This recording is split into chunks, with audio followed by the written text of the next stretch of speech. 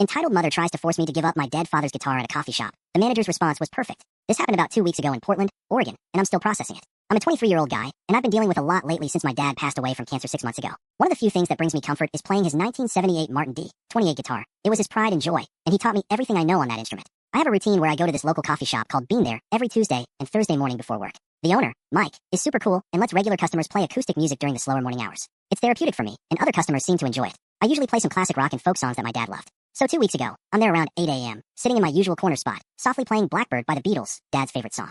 The place is pretty quiet, just a few people on laptops and one woman with her kid, maybe 8 years old, at a table nearby. The kid starts staring at me playing, which is totally normal. Kids are curious about music. But then I notice the mom, let's call her Karen, because of course, looking at me with this weird expression. She gets up and walks over. Excuse me, that's a beautiful guitar. I said, thanks, it was my father's. Oh, how nice. My son Jason has been begging me for a guitar just like that one. He's musically gifted, you know. He plays piano. That's great. Music is wonderful for kids. I thought that was the end of it, and went back to playing quietly. But Karen doesn't leave. She just stands there watching me for another minute. She said, you know what? I think this is fate. Jason, come here. The kid reluctantly comes over, looking embarrassed. Karen says, Jason, tell this nice man how much you want to learn guitar.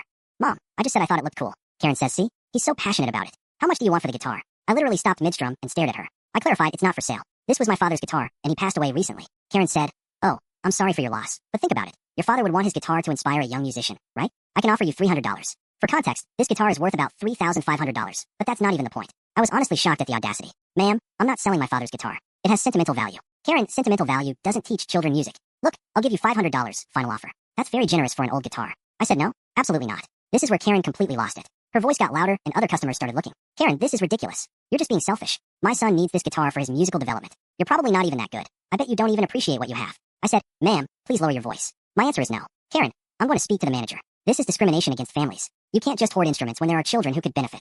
At this point, little Jason looks mortified and keeps saying, Mom, stop, please stop. Karen marches to the counter and starts yelling at Mike about how I'm refusing to sell a guitar to a child, and how it's unfair, and the coffee shop shouldn't allow selfish people to show off expensive instruments they won't share.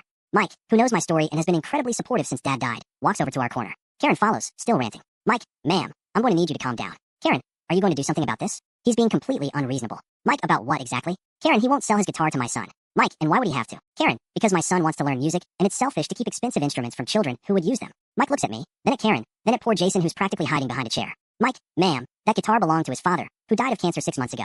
He comes here twice a week to play his dad's favorite songs. It's the only thing that helps him grieve. And you want him to sell it to your son for $500 when it's worth 10 times that. Karen's face went red. Karen, that's not my problem. Death doesn't give you the right to deprive children of musical opportunities. I kid you not, she actually said that. The entire coffee shop went dead silent. Mike, you have exactly 10 seconds to leave my shop before I call the police for harassment. Karen, this is discrimination. I'm calling corporate. Mike, lady, I am corporate. I own this place. 5 seconds. Karen grabbed Jason's hand and stormed out, but not before yelling, your customer service is terrible, and something about how spoiled millennials don't understand sharing.